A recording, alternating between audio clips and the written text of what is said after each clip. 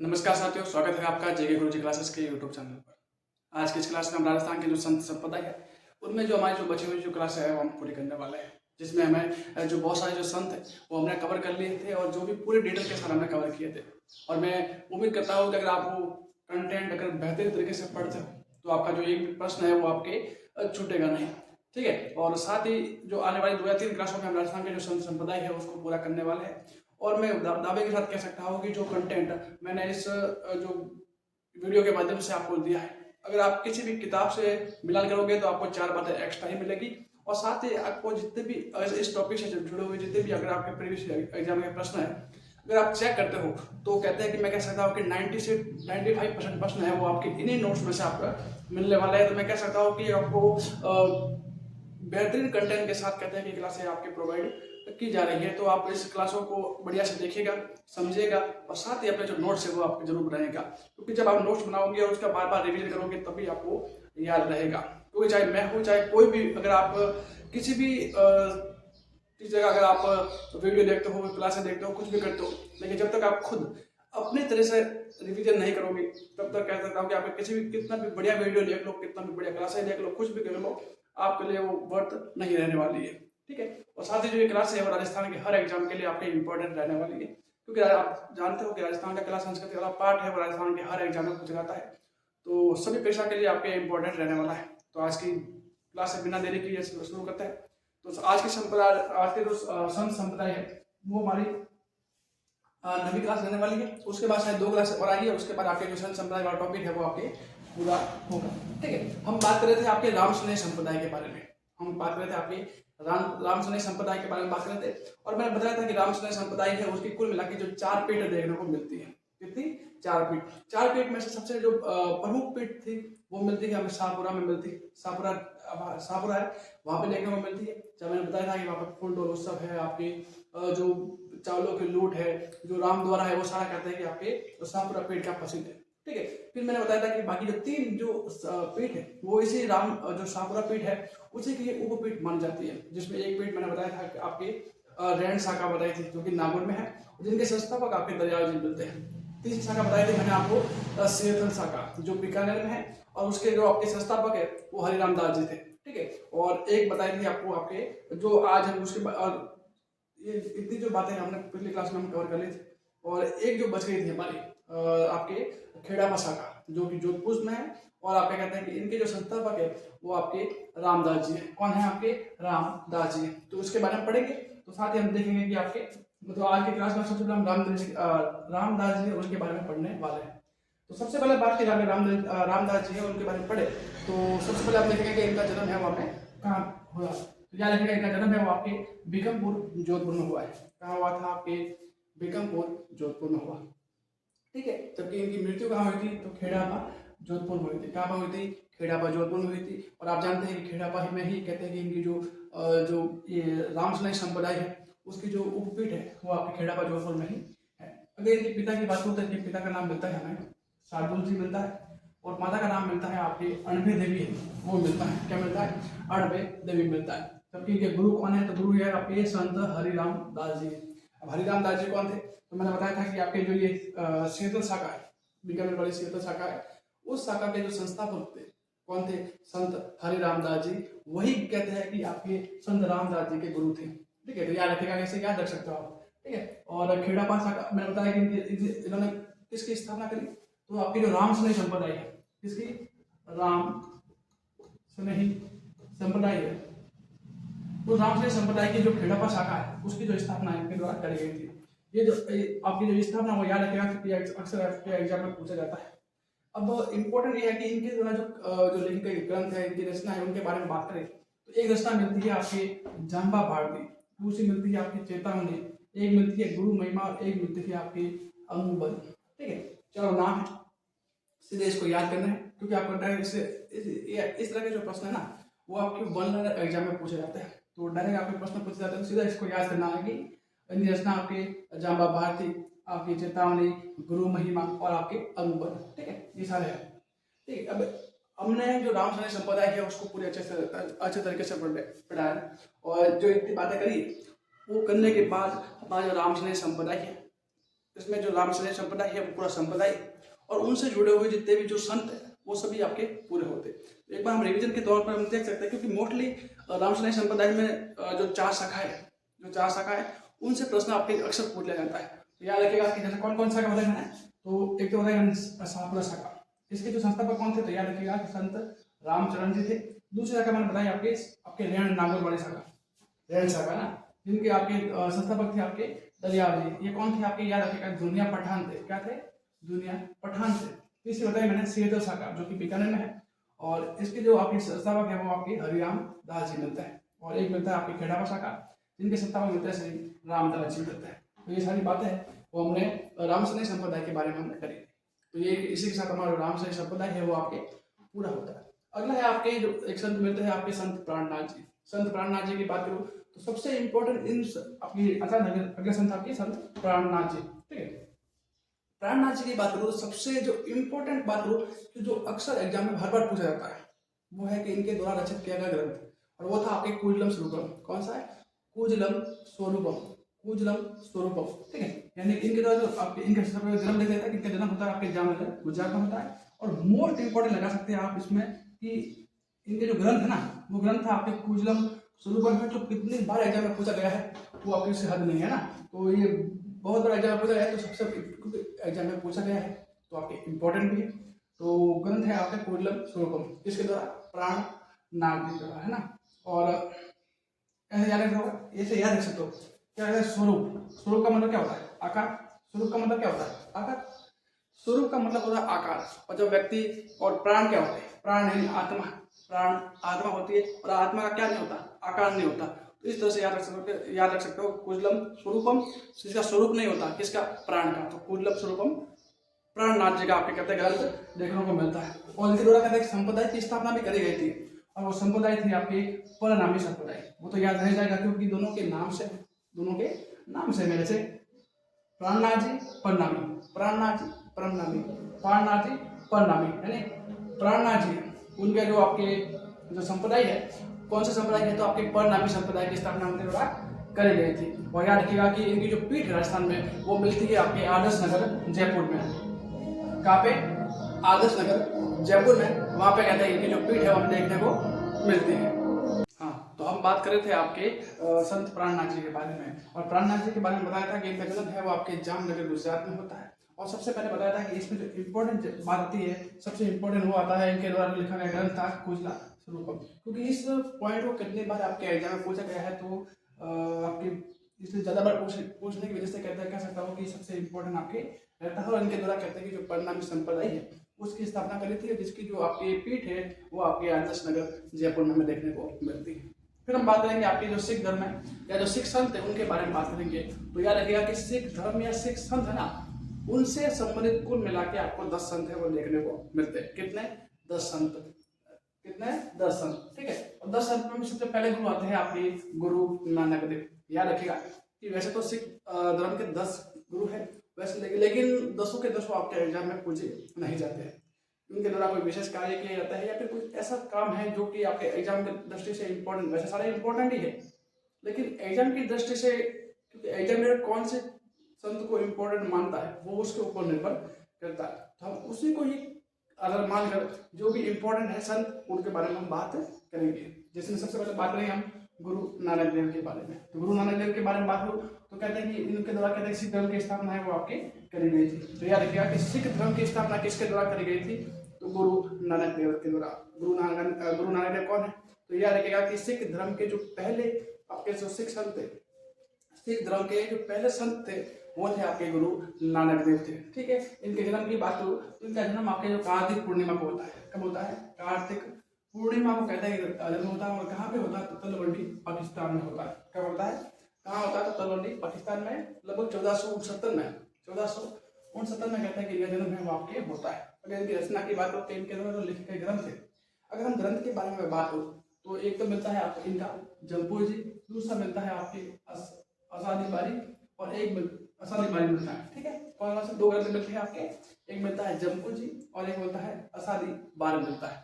ठीक है, और इनके द्वारा याद रखिएगा कि इनके द्वारा एक प्रथा चलाई गई थी, लंगर प्रथा। क्या चलाई थी आपकी, लंगर प्रथा है, वो भी कहते हैं कि आपके गुरु नानक देव है उनके द्वारा चलाई गई थी। जैसे आपने देखा होगा कि जो सिख संप्रदाय है या जो इनके जो बड़े बड़े गुरुद्वारा होते हैं, उन गुरुद्वारों में कहते हैं कि लंगर चलाया जाता है। लंगर का मतलब होता है कि वहाँ पे कहते हैं कि भक्तों को फ्री में और फ्री में खाना खिलाया जाता है, तो उसे कहते हैं लंगर प्रथा। ठीक है, तो इस लंगर प्रथा की शुरुआत है वो आपके गुरु नानक देव के द्वारा करी गई थी। गुरु नानक देव कौन है? तो याद रखिए कि सिख संप्रदाय के या सिख धर्म के पहले गुरु है वो आपके गुरु नानक देव थे। दूसरे आपके आते हैं आपके गुरु अर्जुन देव। कौन आते हैं? गुरु अर्जुन देव, जो कि कहते हैं सिख धर्म के 5वें गुरु थे। कौन थे? सिख धर्म के 5वें गुरु हैं वो आपके थे गुरु आपके अर्जुन देव थे। अगर इसके बात करूँ तो इस सबसे इम्पोर्टेंट आती है कि इसमें इनके जो ग्रंथ है वो आपके है गुरु ग्रंथ साहिबा। क्या था? गुरु ग्रंथ साहिबा था, इसे गुरु वाणी के नाम से भी जानते हैं। क्या कहते हैं? गुरु वाणी या गुरु ग्रंथ साहिबा। तो कहते हैं कि सिख धर्म में सबसे जो पवित्र ग्रंथ है, सिख धर्म में सबसे जो पवित्र ग्रंथ है उसको कहते हैं कि आपके गुरु ग्रंथ साहिबा को ही आपके माना जाता है। याद रखिएगा। और बाद में कहते हैं इसी को ही कहते हैं लास्ट में जब गुरु गोविंद सिंह जी थे वही कहते हैं कि जब इन्होंने गुरु प्रथा समाप्त करी थी, जब गुरु प्रथा समाप्त करी थी तो लास्ट में कहते हैं कि अंतिम गुरु आपके गुरु ग्रंथ साहिबा जो पुस्तक थी उसको बताया और कहा था कि इसे का ही आप सब अनुसरण करना है। ठीक है, तो जब आगे आएंगे तो बात करेंगे हम। अगले गुरु आते हैं आपके गुरु रामदास जी। ये आपके चौथे गुरु थे। कहते हैं इन्होंने वर्तमान में कहते हैं जो अमृतसर पंजाब है उसको बसाया था। तो याद क्या है, जो वर्तमान में जो अमृतसर पंजाब है उसको बसाने वाले व्यक्ति कौन थे? तो आपके संत गुरु रामदास जी। कौन थे? संत गुरु रामदास जी थे, जो कि आपके सिख धर्म के चौथे गुरु आपके थे। ठीक है, अगले आते हैं गुरु तेग बहादुर। अगले आते हैं आपके गुरु तेग बहादुर। ये आपके कहते हैं 90 गुरु थे। कितने कौन से नंबर वाले थे? तो 90 गुरु थे। और कहते हैं कि इन्हीं के नाम पर जो तेग बहादुर है, इन्हीं के लिए या इन्हीं के नाम पर कहते हैं दिल्ली में जो शीशगंज नामक जो गुरुद्वारा है वो इन्हीं के नाम पर कहते हैं कि आपके बनाया गया था। ठीक है, तो याद रखिएगा। और अपने अंतिम आते हैं आपके गुरु गोविंद सिंह। कौन आते हैं? गुरु गोविंद सिंह आते हैं। और गुरु गोविंद सिंह है वो आपके सिख धर्म के सबसे अंतिमवें और 10वें गुरु माने जाते हैं। कौन से? आपके गुरु गोविंद सिंह है वो सिख धर्म के अंतिमवें और 10वें गुरु माने जाते हैं। इनके बारे में बात करूँ तो कहते हैं इनके द्वारा ही लास्ट में जब अंतिम में 10 गुरु हुए और 10वें गुरु थे गुरु गोविंद सिंह थे। और इनके द्वारा कहते हैं गुरु प्रथा है वो समाप्त कर दी गई थी। उन्होंने बताया था कि अब मैं लास्ट अंतिम गुरु हूँ और मेरे बाद कहते हैं कोई भी गुरु नहीं होगा। और गुरु अगर कोई व्यक्ति नहीं होगा, कौन होगा? किताब होगी या ग्रंथ होगा। और वो ग्रंथ कौन से थे? आपके गुरु ग्रंथ साहिबा। कौन सी थी? गुरु ग्रंथ साहिबा। इनमें बता सकता हूँ कि गुरु प्रथा को इन्होंने समाप्त किया और साथ ही इन्होंने अगला गुरु कौन होंगे? तो किसी व्यक्ति को गुरु ने बनाकर इन्होंने कहा था कि ये गुरु है वो होंगे आपके गुरु ग्रंथ साहिबा है, उसको बताया था। ठीक है, अगला इंपॉर्टेंट आता है कि इनके द्वारा कहते हैं खालसा पंथ की स्थापना करी थी। किस पंथ की? खालसा पंथ की स्थापना करी थी। और याद रखिएगा कि जो खालसा पंथ है उसकी स्थापना 15 अप्रैल 1699 में करी थी। 15 अप्रैल 1699 में करी थी। और साथ ही अंग्रेज औरंगजेब को कहते हैं कि आपके जफरनामा नामक पत्र भी कहते हैं कि आपके गुरु गोविंद सिंह के द्वारा ही आपके लिखा गया था। तो सारी जो बातें ये सिख धर्म या सिख संत से संबंधित बातें जो पूछी जाती है एग्जाम में, हमने उनके बारे में बात करी है। नेक्स्ट लाइन में हम और भी जो संत आपके जो लोक संत बचे, जो संप्रदाय बचे, उनके बारे में बात करेंगे ताकि आपका जो कोई भी प्रश्न है वो आपके गलत नहीं हो।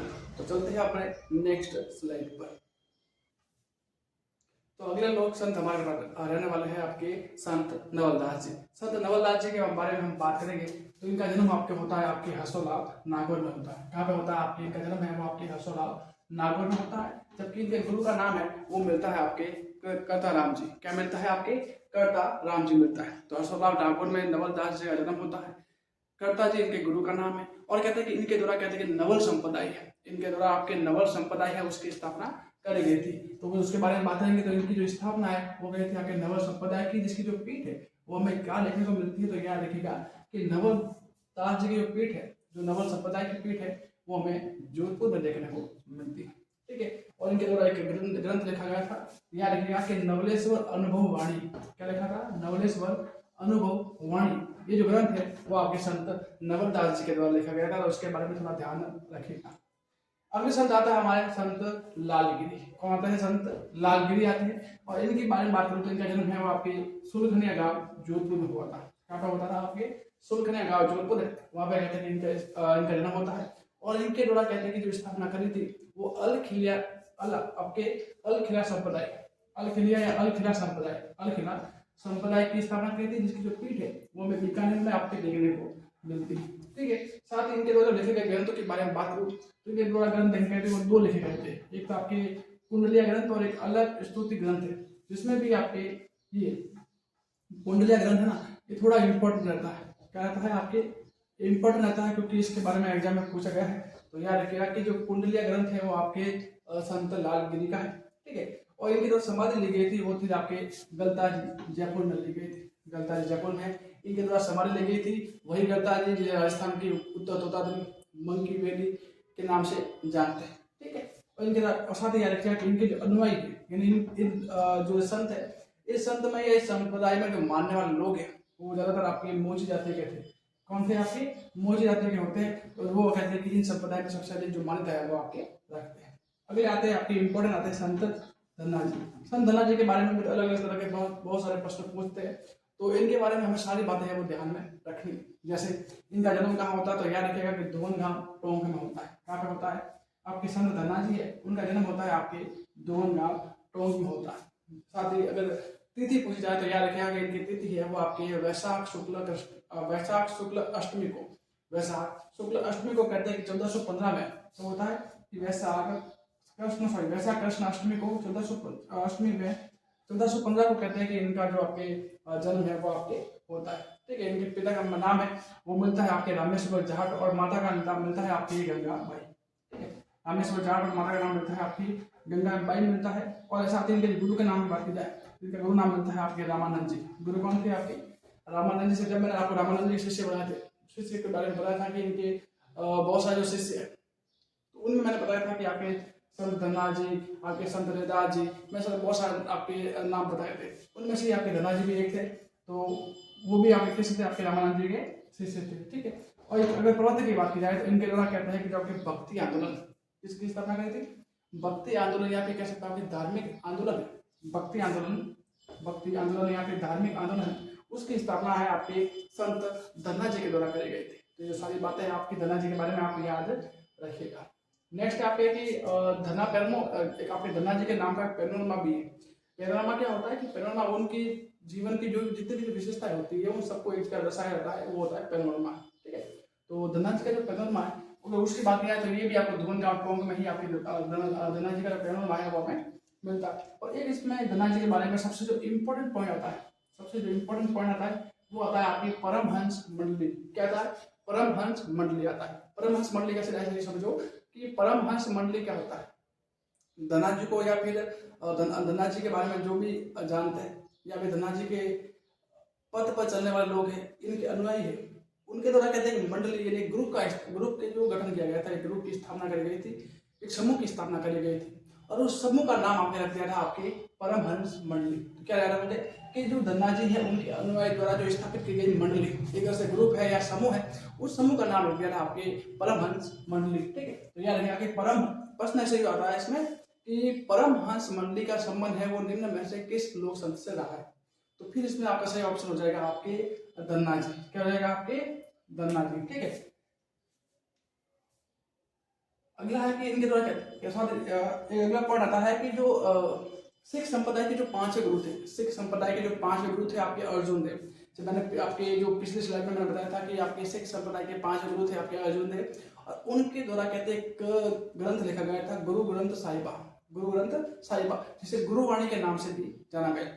इसी गुरुवाणी को कहते बाद में जाकर जो अंतिम जो आपके गुरु थे, गुरु गोविंद सिंह जी थे, उन्होंने कहते हैं कि अगला गुरु है वो आपके गुरु ग्रंथ साहिबा को मानते हैं, माना था कि अगला जो गुरु है वो आपके ये जो पवित्र ग्रंथ है वो आपके रहेगी। और साथ ही जो आपके कहते हैं कि सिख संप्रदाय का सबसे जो पवित्र ग्रंथ है वो गुरुवाणी या फिर गुरु ग्रंथ साहिबा को ही कहा गया था।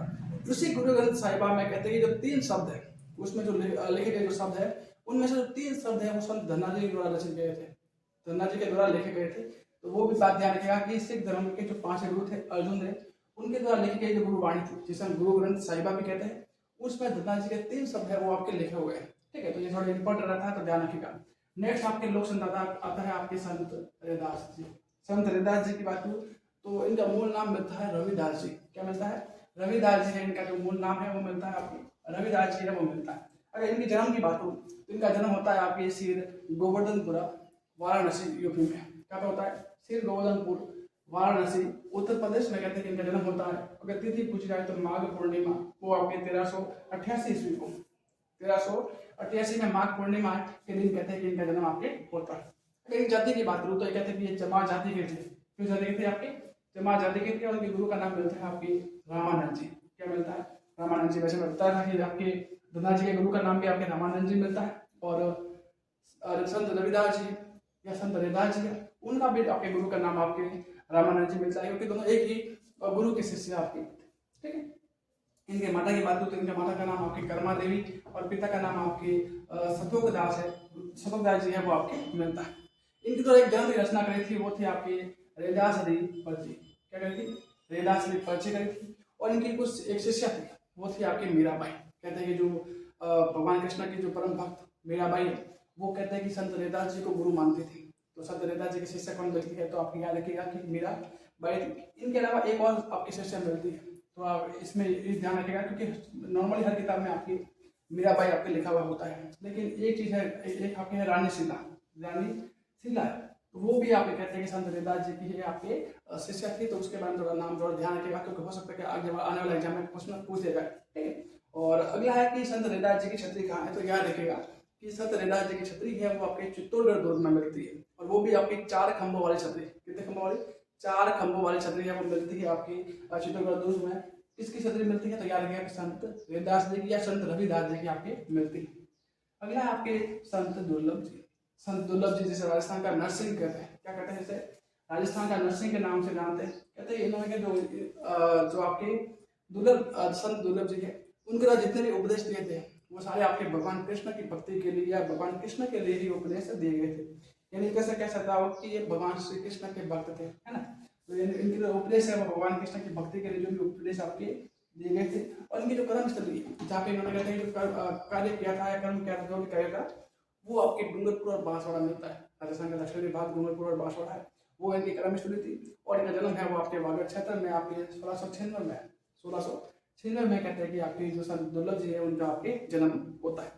तो सारी आज की इस क्लास में हमसे जितने भी आपके लोक संत हुए उन सभी को हमने डिटेल के साथ और अच्छी तरह से समझने का प्रयास किया था। आई होप कि जितनी भी बातें हमने अभी तक करी वो आपको अच्छे से समझ में आई होगी। और यहाँ पे राजस्थान के संत संप्रदाय है उसमें से 9वीं क्लास आपकी थी। अब शायद 2 क्लास और आएगी, और 2 क्लास के बाद आपके कहते हैं संत संप्रदाय है वो आपके पूर्ण रूप से विधिवत रूप से आपके पूरा हो जाएगा। जिसमें मैं कह सकता हूँ कि हमने एक भी जो संत है, एक भी संप्रदाय है, और उन संत और संप्रदाय से जुड़े हुए कोई भी जो पॉइंट है हमने नहीं छोड़ा है, जो आपके एग्जाम की दृष्टि से आ सकता है या जिनके आने की जो उम्मीद है वो आपकी रहती है। क्योंकि जब आप पढ़ ही रहे हो और जब इसमें टाइम दे ही रहे हो तो फिर प्रश्न गलत करने की संभावना आपकी जितनी कम हो सके उतनी हमें रखनी है। ठीक है। तो हमने जितनी बातें करी है वो सारी इंपॉर्टेंट थी, और आई होप कि जितनी बातें करी है वो आपने अपने कॉपी में नोट डाउन जरूर करी होगी। क्योंकि आप जब अपने नोट्स बनाओगे, नोट्स बना के जब इसका रिवीजन करोगे तो कहते हैं मैं कह सकता हूँ कि जो आपका जो लेवल है वो दूसरे विद्यार्थियों से लेवल काफ़ी बढ़िया रहेगा। ठीक है। अगर आपको किसी को स्क्रीनशॉट लेना है तो आप स्क्रीनशॉट लेकर वीडियो को पॉज करें और स्क्रीनशॉट लेकर आप अपने नोट है वो आपके कर सकते हो। ठीक है। तो आज की क्लास हम यही से रखेंगे। आई होप कि जितनी भी क्लास है आपने पिछली वाली क्लास है वो आपने देखी होगी, और साथ ही ये क्लास है वो भी आपको अच्छे से समझ में आई होगी। मिलते हैं आप, अगर आपको वीडियो अच्छा लगा है तो इसे लाइक से जरूर करिएगा, चैनल पर नए हैं तो चैनल को सब्सक्राइब जरूर करिएगा। मिलते हैं नेक्स्ट क्लास में, तब तक के लिए पढ़ते रहे, बढ़ते रहे। धन्यवाद।